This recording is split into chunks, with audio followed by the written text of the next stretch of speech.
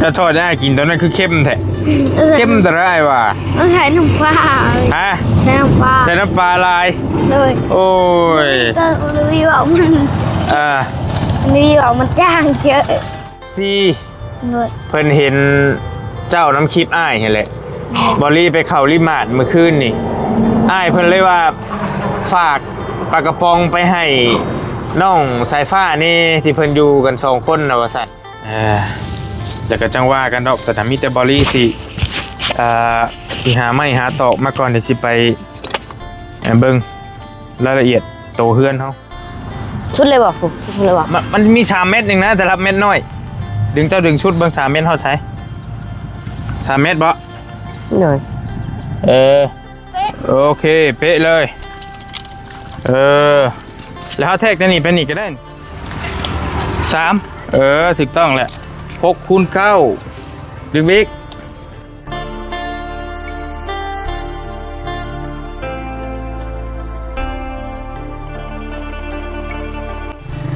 เห็นยังครับดังไพ่เห็ดเลยฮะดังไฟเห็ดเลยดังไฟเห็ดยัง1 ข้าวแรงบ่โอ้อันนี้เอาขึ้นก้อนอันนี้มันขึ้น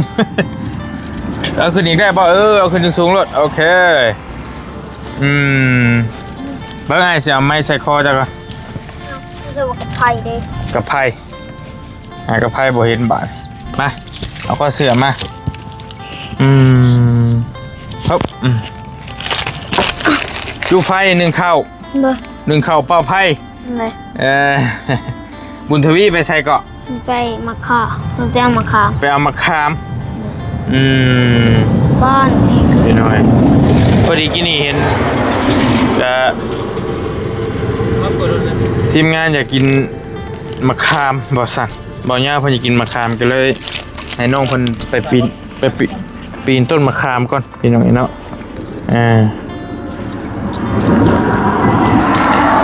ค่อยๆโอ้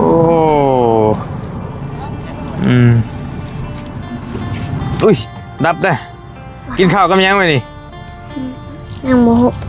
โหบ่มื้อเช้านี่นะมื้อเช้านี้เขาจะทอดไข่กับทอดไข่เลยไผทอด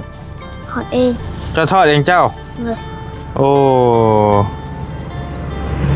เค็มหรือจางหรือจืดจางเอาเค็มบ่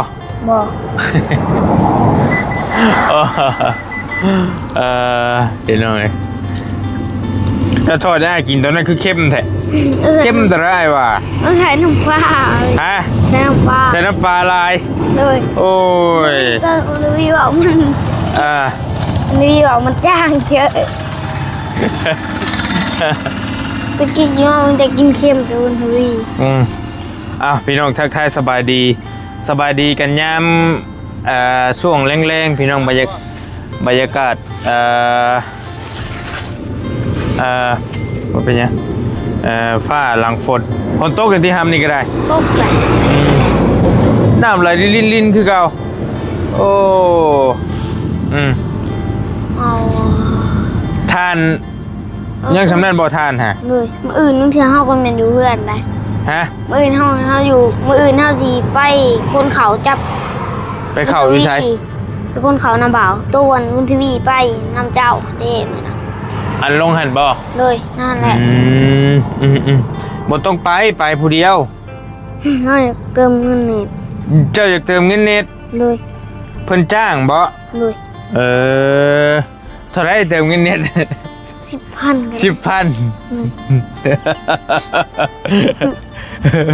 เพิ่นสิไปอยากไปรับจ้างเกี่ยวข้าวเอาเงินให้มาให้เบิดแล้วเฮาไปนำลุงแต่ก็ให้น้ำมันเพิ่นใส่น้ำมันให้เพิ่น30อ้ายเอาให้เจ้ามื้อนั้น100,000เลยแล้วเจ้าให้ลุงเจ้าเท่าไรหำ30ใส่น้ำมันให้เพิ่น30เพิ่นพาไปซื้อซิมเลยอยู่โมคำและค่าซิมเท่าไรเฮาเลย60ค่าซิม60ก็เป็น90 10,000ชื่อยัง เติมเน็ตบอก เลยเติมเน็ต10,000 เออ เลย อ้ายสิเติมให้ดอกเน็ตน่ะ เลย ให้ไปแต่อ้ายเจ้าก็ได้คันอ้ายเพิ่นอ้ายเจ้าก็อยากได้เงินไปนี่บ่ ไปส่งเพื่อ คือกินไปลินบุญชงเฮือ เลย มีเงินทำได้จังไปลินบุญชงเฮือได้ ส่ง3 แสนก็ได้ 2-3 แสน 1 ก็ได้ครับ แสนหนึ่งก็ได้ เลย ว่า2 คนเห็นบ่ เลย 50,000ก็ได้จะว่าน้ำไม้มือว่า50,000ก็ได้เฮาว่ะ เอาได้อย่าชิแม่นน่ะ ที่ชื่ออย่างนี้ได้50,000ได้ลูกชิ้น5ไม้เอาลูกชิ้นไม้ละ10,000 เลย ก็ตะบ่ ว่าไผนี่ อันนี้เด้อสายฟ้าพอดีมีอ้ายเพิ่นเป็น FC เลย เพิ่นเห็นเจ้าน้ำคลิปอ้ายเห็นแหละบอลลี่ไปเข้าริมาร์ทเมื่อคืนนี่อ้ายเพิ่นเลยว่าฝากปลากระป๋องไปให้น้องสายฟ้านี่ที่เพิ่นอยู่กัน2 คนนะว่าซั่นเพิ่นฝากมาหาปองพี่น้องเอ้ยบอลลี่เจออ้ายเพิ่นอยู่ริมาร์ทลืมถามชื่อเพิ่นจักเพิ่นชื่อหยังนบมือเอาน้ำเพิ่นนี่ขอบใจเด้อ ใจเด้อ เอาไว้กินเด้อ เลย ไปกินปลากระป๋อง5 ป๋องพี่น้องเอ้ยอ้ายเพิ่นเห็นเมื่อคืนนี่เพิ่นเลยว่าฝากมาให้แน่ประสัตเพิ่นเห็นคลิปน้องสายฟ้าในแฟนเพจพี่น้องเห็นเนาะดังอีได้สายฟ้านี่คนเห็นเบัดทั่วทีบเลย เพชรหนูน้องบุญทวีก็ยังได้เพชรเฮาโห บ่ เลย กินลึกอันนี้อาหารแมว เลย เอาไว้เกลือมันมากินแบบนี้แมวน้องเพิ่นมากินแบบนี้เลยพี่น้องเอ้ย มันกินแต่อันนี้ มันเซฟคือสิเซฟบ่ได้บ่ฮู้อันนี้พริกมีบ่พริกป่น บุ้ย โอเค เข้าใจเด้อ ขอบใจเลยอันนี้ปลาแดก มายังว่าประเดะมา เจ้าบ่กินปลาแดก กินเอามาก้อยแจว เอามาอย่างว่าประเดะก้อยแจ้วกินมะขามจังหน่อยสวดเลย2 คนเฮานี่ บ่ยาวน้ บ่ยาวน้ำเราบ่กินดอกบ่ยาว ำ ใช้หม้อ1หม้อแกงเจ้าเอาใหม่ก็ได้หำเบยอันนี้มันเก่าแล้วมันสิชืดเอามาใช้เบิ่งตัวใหม่ตัวบอดี้ซื้อมาให้น่ะเอามาใส่โลดเป็นหยัง ไผยังบ่ติด จุก่อนเป่าก่อน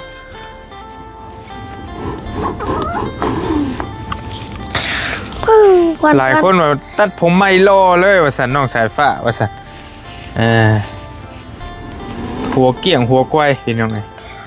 เจ้าอย่าสืบลายเด้อมันเป็นเคมีเป็นสารได้อันนั้นนะถุงยางเจ้าจูดนะ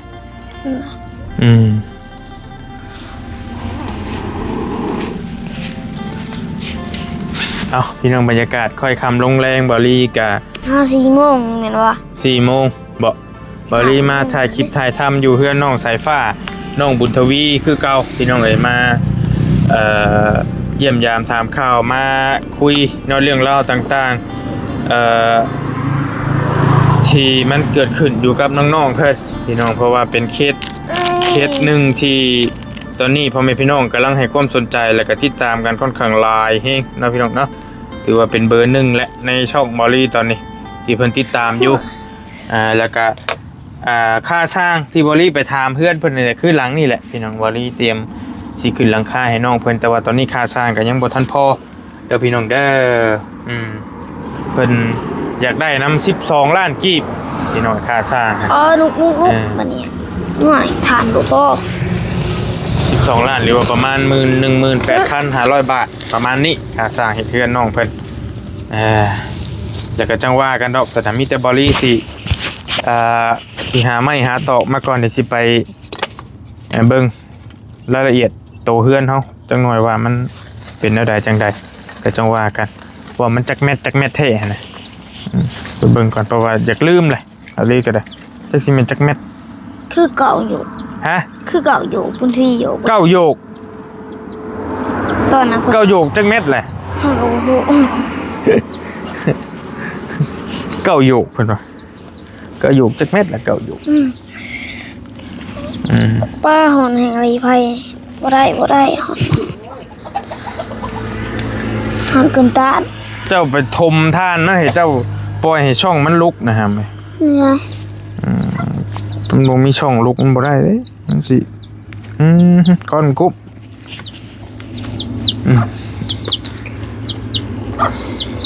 เกี่ยวข้าวหน้าลุงบ่ หน้าบ่าว หน้าบ่าว คนนะ คนบ่ เลย เท่าไรเพิ่นจ้าง บางทีดอกมือละแสนหา โอ้ได้หลายเด้อนี่เนาะเออ เพิ่นหมู่เพิ่นสิเข้าไปเอาหมู่เพิ่นอยากผลิตทรงเรือนำ บ่ เลย มื้อใดชงเฮือน่ะ เฮาก็พูดนะเพิ่น เอาบุญชงเฮือมื้อใด คุณทวีว่าอ้อก็ คือ บ่ ว่าวันที่22นี่แหละบ่ แม่นว่า ถ้าอ้ายฟังบ่ผิด แม่นติ คือได้ยินว่านั่นน่ะคือว่าวันที่22นี่แหละ ถึงพอแล้วมีบ่หนุกเลย ให้มันลุกซั่นน่ะเจ้าจะไปทับช่องมันเลยลุง ลุงคนใด ดิ นี่บ่ เลยอันนี้ก็ไม่เห็นลุง เอาลุงที่เจ้าน้ำนะนี่ เลย ลุงนอมมันบ่ เลยแต่เราเจอน้ำแหลม โอเคดูละน้ำเราก็ใช่คักๆได้พี่น้องเอ้ย เร็วๆติดเร็ว ได้แล้วโอเคจะเอาหน้ารถบัดนี้เอาหม้อ1หม้อแกงมา ๆ เนาะ เดี๋ยวว่าติด ติดแล้วได้แล้วสำนักหามันแดงจำนวนก็ถือว่าโอเคแล้วทานฮะ ลงร้อย อาหารเกลือมาดูครับอาหารแมวเกลือแมวมันก็ดูแซ่บเอาให้กินได้นี่มันกินแล้วบ่มันนี่ เข้ากับอาหาร แต่ แค่ ว่าบ่ต้องให้มันหลายเด้อให้สำใดสำหนึ่งพอจะต้องมีจานเฉพาะมันจานดำๆเลยเอาให้มันลดจานนะเอาเป็นจานไว้เกลือแมวเฉพาะเลยหั่นน่ะมันได้กินแล้วได้ฮะโอเค เดี๋ยวพ่อสมัย โอ้พอแล้วพอก่อนให้มันกินจนนั้นก่อนเพิ่นมากินแบบนี้พี่น้องเอ้ย นี่ จักของแซ่บอีกได้ มาเห็นนี่หัวมาจีเลยมา ก็กินบ่ โดยมาให้หมักแล้วตัวนี้มันเป็นน้ มันเป็นหน้ามันอ่อนได้มันนิ่มได้กินอย่างอร่อย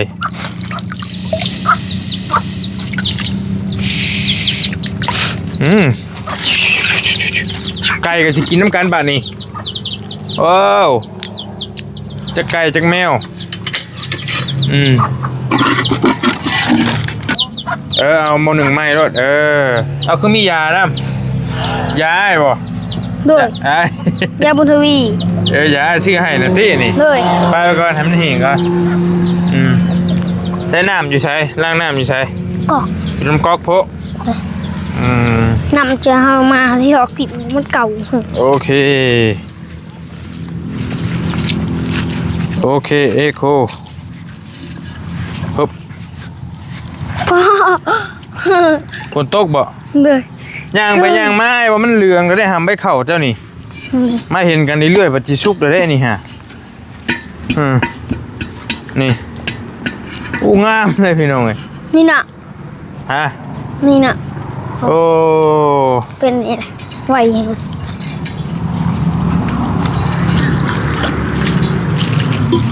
เข่างามเฮงประมาณอาทิตย์หนึงบอลี่ป่ะได้เรื่องเลยเข่าน้องพันนี่ได้เกี่ยวแล้ว นี่พี่เพิ่นว่าสิสักเครื่องยังหอนยังบ่ทัน สักเครื่องอยู่นี่เลย เลย มีอยู่แบบแฟบฟับเถอะเจ้าคือไอ้ชื่อมาให้บ่ไอ้บ่อยากจื้อปันใดไอ้เคยชื่อแฟบมาให้เจ้าบ่ เคยตัวทงน้อยอันนี้บ่นิ้วซื้ออันนั้นบ่นิ้วซื้อมาให้ก็มีทงหนึงทงใหญ่แบบนั้น โอเคดีแล้วสไลด์จะยังบ่หาม ยังบ่นิ้วซื้อมาให้นำ โอเคทงอัน ล้างให้มันสะอาดแล้วก็ อันนั้น หวดเจ้าเด้มวยเจ้าเด้คือบ่มา บุเฮามีแต่หัวบ่มีมวย หวดนั่นแหละไอ้ว่าผิด บ่อยากจื้อหวดกับมวยจักมันเป็นตัวใดเป็นหวดเป็นมวย แต่เว้นกำลังสีรับฟ้าเนาะกำลังสีตกปิดพี่น้อง พระ โอเค ผัก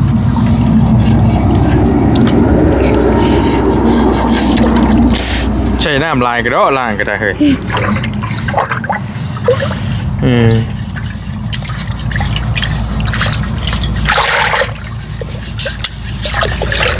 บ่ใช่ทันไล่บ่ ฮะ ก็จะไล่น้ำเลยเอาหน้ามองในหน่อยก่อนใส่ฉันบ่ใช้เลยใส่ไปแล้วมันจะมีผลเนี่ย เออเททิมในร่างไม้ก็ได้เอาสไลด์ใส่น้อยน้ำบ่ต้องเหลือไว้ก็ได้เอาเทเอาสไลด์ใส่บัดนี้เอาสไลด์ใส่รถใส่จังหน่อยใส่จังหน่อย แต่ก่อนหนึ่งใส่ในหนึ่ง ไอ้นึงพอแล้วตู้บัดนี้บางทีเพิ่นก็ล่างทีได้บริจักว่าใส่ซำใดสลอกสไลด์เฮาก็ได้โอเค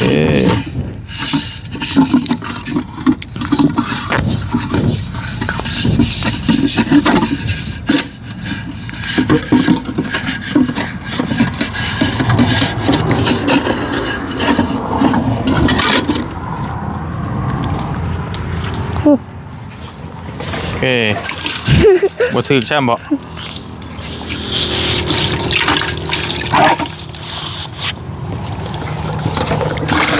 มันต้องมีถังน้ำใหญ่ๆมาใส่ไว้จะตักล่างได้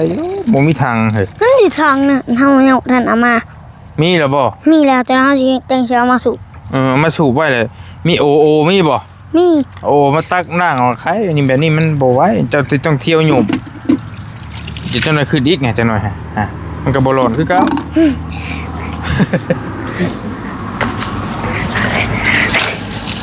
โอเคจะล่างรถอ่ะจะหยุ่มรถ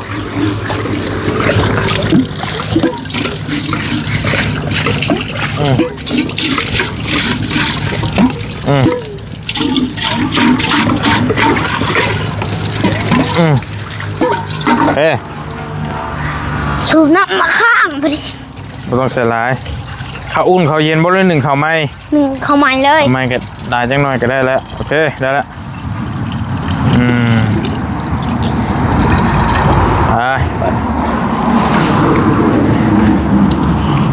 ไปบรรยากาศเป็นยังไงเนาะโอ้ ใครวะ โอ้วิวดีฝนตก เบิดเลยละว่าฝนบัดนี้เนาะ หนึ่ง คือเทิงฟ้าแจ่มใสแล้วไอ้วะ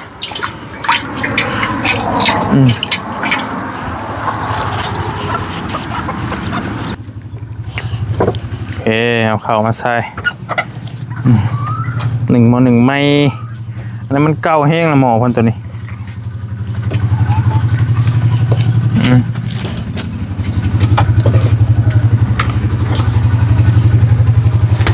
บ้าเบิด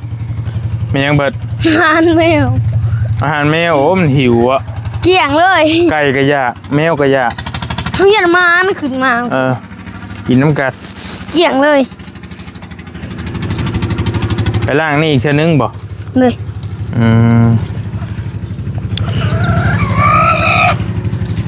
ไปล่างจังหน่อยมาโหได้ลายนี้นี่ปีนเลยบ่นี่ฮะ สวัสดีฮะหาน้องเพิ่นไปเอามะขามพี่น้องอยากกินส้มมะขามทางบรีก็ได้กกมันอยู่ไส โอเคเลยเดี๋ยวแต่งแก้วแซ่บๆเดี๋ยวให้บ่ยาวแต่งก็ได้เราแต่งแซ่บบ่ยาวเราเฮ็ดเป็น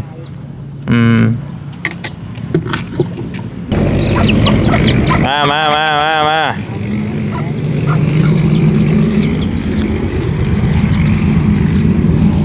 ซุปใส่บัดนี้ เบิ่งแน่ปลายหนึ่งหยามาจะโค้ง บ่โอ้เอายังกลัวบัดนี้ลูกกลัวแล้วหล่นคักเลยปลาทิพข่าวใส่เลย เลย เขาไปเอาประก จริง ำดอกเราก็ได้ มียังไงน่ะทอดไข่ เลย ทอดไข่ก็ไว้หันเลย เลย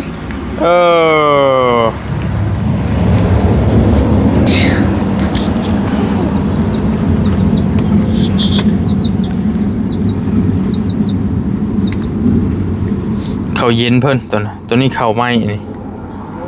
เขาจะให้ซื้อมาให้หันตะวะให้เพิ่น1 ม.1ไหม้พี่น้องเอ้ย1 ม.1น้องนิ้วเพราะว่า ม.1เก่ามันหมุนบ่ล่ะมัน1บ่แซ่บมันสิซื้อมันสิทะลุไปเลย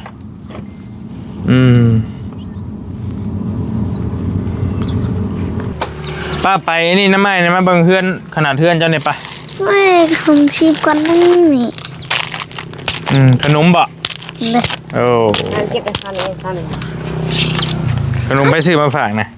รอยาว บ่ยาวใจดีบ่ยาวนี่เนาะไป เอาหนึ่งมาอันนี้มา อ้ายบ่โอเคมาพี่น้องบอลลี่อยากฮู้ว่าขนาดเฮือนเพิ่นเท่าใดแท้มันถ่ายไว้ในคลิปก่อนๆเพิ่นบ่อยากจื้อปานใดแต่ว่าก็จำได้ว่า6คูณ9แต่ว่าบ่มั่นใจอ้ายมีแต่รับเม็ดอยู่อาจจะดึงนี่แต่พี่ก่อนวัดแต่พี่ก่อน ใช่ป่ะ บ่พี่ นี่ โอ้พี่แจพี่ฮะแจชุดพี่ จะรับใช่ปะ ทางนอกพี่มาทางพี่ก่อนดึงมาพี่ก่อนทางนอกโอเคใช้ฟ้าจับไว้ จะรับมันนี่ โอเคบังถึงมือเด้อ ชุดเลยป่ะผมชุดเลยป่ะ มันมี3เม็ดหนึ่งนะแต่รับเม็ดน้อยดึงชุดเบาง3เม็ดเขาใช้3เม็ดบ่ เลย โอเคมาครับ จ้า ป้าดึงมาพี่บัดนี้ปล่อยบอแมนเจ้าจับผลมันมาพี่ อันนี้ปู ค่อยๆจับได้อย่าปล่อยนะ โอเค จังเม็ดบริเวณนี่ แล้วก็จะแทกกันนี่ไป3เม็ดกินนี่แม่นแล้ว6เม็ดอันนี้นะ เดี๋ยวจับดิ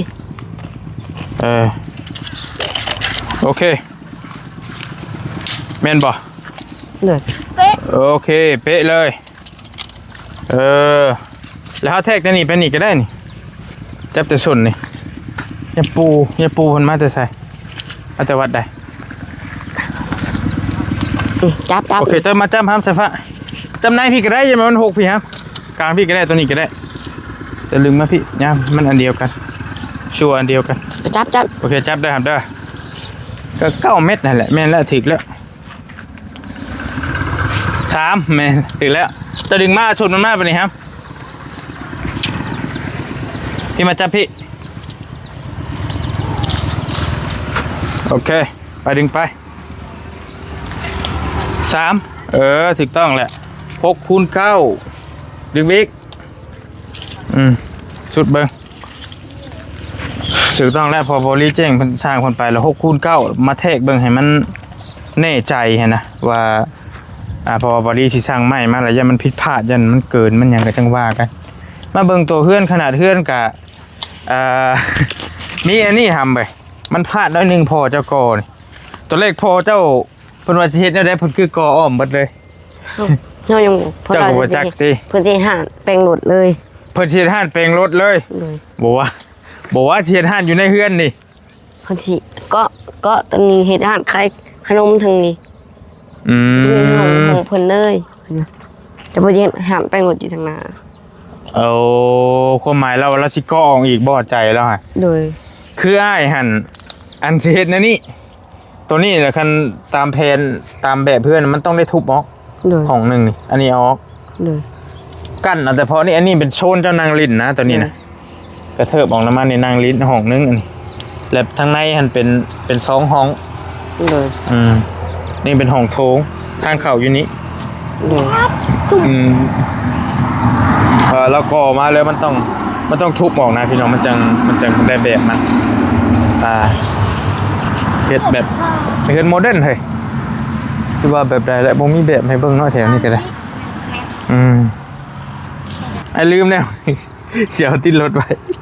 จะรับเม็ดหน่อยนี่หน่อย ขนาดไม่มาขึ้นหยังว่าโหลดเพิ่นลืม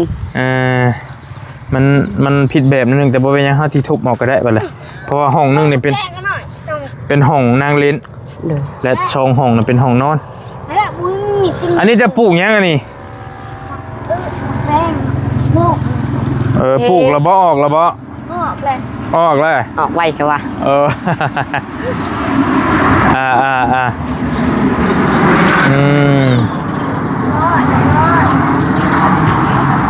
ปลูกกับขุดกับบอนิ้วหันบ่ บ่ไปบีดมันเหมือนนี่ ออกไว้ เบิ่งของเฮานี่ พื้นลืดอยู่น้องใหม่เฮาแล้วโห อันนี้จะปลูกไว้บ่ เลย โอเคอ้าวถือว่าได้แบบและพี่น้องไง อันนี้มันตัวแห่อันนี้นะโอเคอะมาได้แหละจะไปพุ่งรถก็ได้ไปเบิ่งหดเข่าจะรถได้ไปอยู่พุ่นถ่ายก็ได้